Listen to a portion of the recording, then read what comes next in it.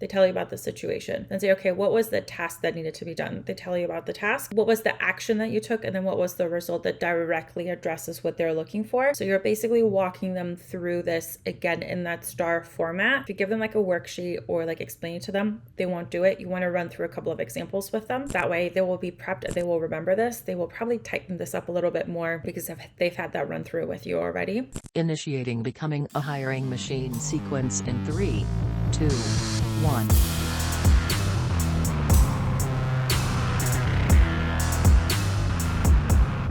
Viv, my trusty Tactical Tuesday co-host. Welcome back. Sam, my trusty Tactical Tuesday co-host. Hello. We need to bring a tactilosophy back. We haven't done one in a bit. Yes. We'll get to it. Yeah. We'll get to it. Yeah, we can do that one next. Oh, yeah. So, for those listening, joining, as this episode actually drops, this is the first episode of January 2026. Boop, boop. Or at least Tactile Tuesday. I'll have to go and look and see. We're recording this in December. Sorry, guys. But yeah, this is starting off the new year. And so we were looking back on just some previous topics that we've covered before, some of the most impactful ones. And one that's come up a lot for you lately has been the concept of interview prep. So I know everyone's always like, new year, new me. I hate that whole thing, but it's a good time to go back to your fundamentals, the foundational items, and just make sure it's like, are we doing the things that we should be doing? Revisit some processes, systems, things like that. And so, yeah, I think this one's actually, it's a good timing to be revisiting something that we think like, oh yeah, interview prep, like I've always done it this way. And that's one of the most dangerous statements that you can make right there. So yeah, what are your thoughts here? What's been coming up lately? So the few things that have been coming up lately is that interview prep has just been like a quick little email of like, hey, remember to do blah, blah, blah, blah, blah. Very basic, maybe links to a couple of resources or nothing at all. But what I usually actually recommend for every recruiter to do is to set up a call the day before the interview. If the interview is on a Monday, schedule it for a Friday. Just meet for 15 to 30 minutes to chat with a candidate ahead of the interview and give them a little bit of insights. So the few things that you'll want to cover is what is the purpose of the interview? Who are they actually meeting? If they're meeting with HR, that's a different type of interview than meeting with a hiring manager, than meeting with peers or things like that. So you want to give a little bit of context of who will be at the meeting and what are they looking for to get out of that interview? What do they want to find out about you so that you can contextualize it? So for example, if a candidate is meeting with HR and they're not applying for an HR role, let's assume that. If they're meeting with HR, that's a different kind of meeting. That's usually cultural fit, things like that. So that's a different interview style. You don't want to bring your technical expertise or your experience to it. You kind of want to share more of like your leadership style, your management style, things like that. So contextualizing it to help the candidate prepare like even mentally for the type of conversation, the type of questions that will be asked. The other piece to that is you as a recruiter, you've had a lot more interactions with them. You know what the people that they will be interviewing with are like, and you can give them a little bit of a heads up. So for example, if it's somebody that is very chatty, easily gets derailed, then it's going to be on the candidate to make sure that they are refocusing and really making sure that they leave a really good impression. Technically, it's not on the candidate to be managing this, but it's a good heads up to then figure out, is this even somebody I want to work with if this would be directly their manager? If it's HR, that's a little bit of a different story. Usually through that chattiness, they figure out who is this person. So that's a good kind of heads up to give that they will expect something a little bit more chatty.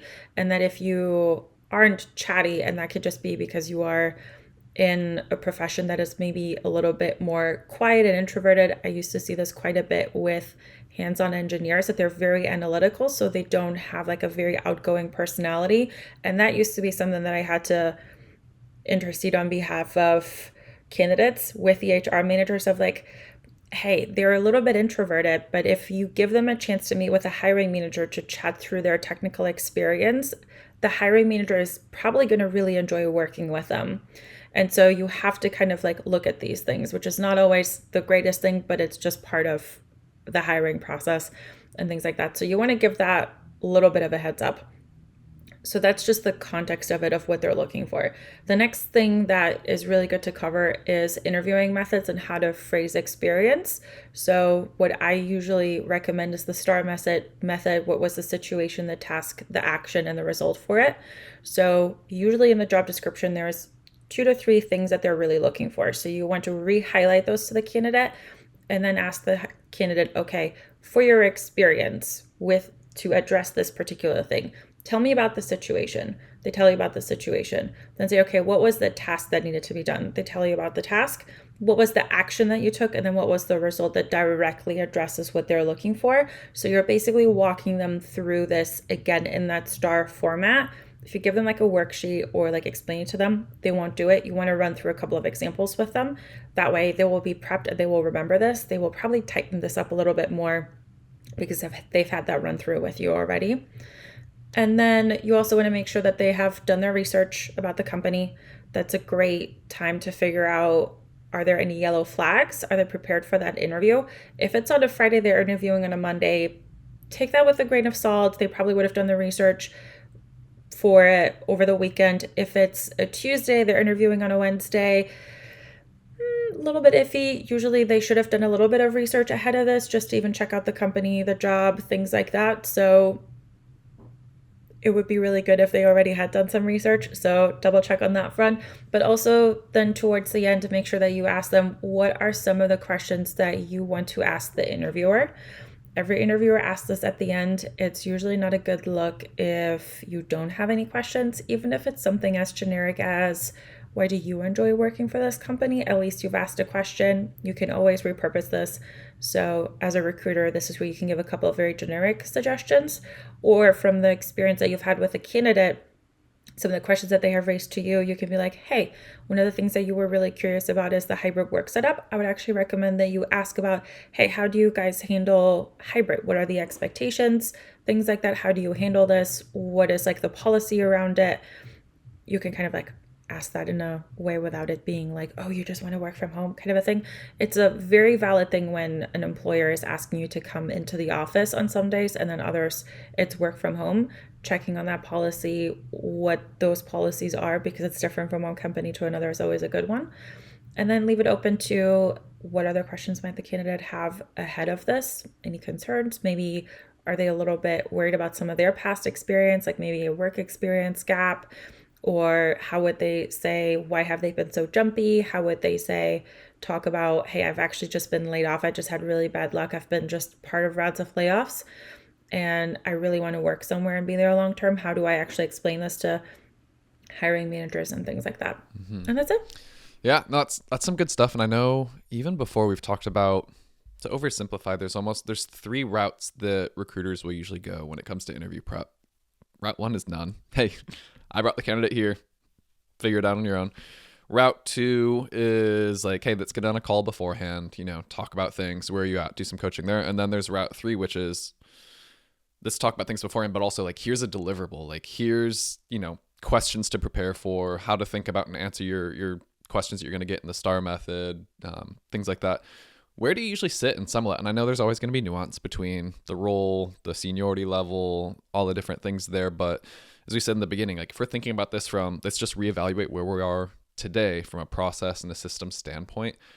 Where do you usually see recruiters who are relatively successful? Like, what are the behaviors that they're doing here?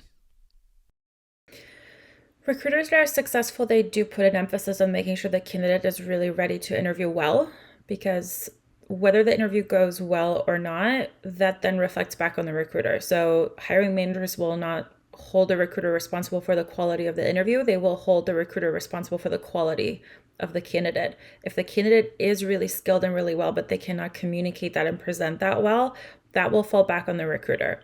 Recruiters get paid quite a bit for placements, and it's usually anywhere between 10 to 30% of the first year's salary. If it's a permanent placement, if it's direct, then there's some kind of margin. This varies, but the cost that the client that you're working with is paying for you is pretty high. So that's on like the financial side of expectations. The other piece to that is you want your working relationship to be really healthy with them, and you want to control what is within the controllables. You can absolutely control whether you have prepared the candidate for the interview. If they run through a couple of these things with you beforehand, they will have had a practice run, because if somebody does something for the first time, it's hit or miss. It comes down to luck. If they have done it the first time, they messed up, they can redo it in a safe environment with you. You can coach them through it without anything really being at stake, so that when they do go into that interview, nerves come up and they feel a little bit nervous, they get a little bit of amnesia. It happens to people. It's totally normal. At least they've had a little bit of a practice run where maybe like their reflexes will kick in and it'll just exactly repeat what they repeated yesterday. But when they had that prep call with you, they had a chance to think it through and come up with an answer. It's not the first time that they're fishing for these answers at the time of the interview, which is where the impression goes down. And this is especially important for more senior roles. If it's entry level, it is expected that the interviewing skills might not be that great, but the further up the ladder you are, which is usually where recruiters get involved, which is that like mid-level type roles all the way up to executive, you have to be able to communicate well and present yourself well. And this is where recruiters can go through a practice run to prep it. That will increase the odds of it being a really good interview and the candidate presenting themselves well, as opposed to you leaving it up to luck of like, well, it's on them to figure this out.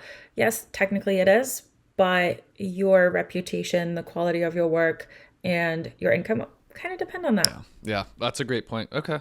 Well, that's good to know. I think for a lot of people listening here, for them to think about. So yeah, this was a good one. So I don't know, maybe we'll think about it for the rest of this month of January or something. We'd kind of do the back to the basics, systems, core processes, things for us to go through. But hope this is helpful for everyone to getting their year started off. And Viv, looking forward to another year of Tactical Tuesdays with you.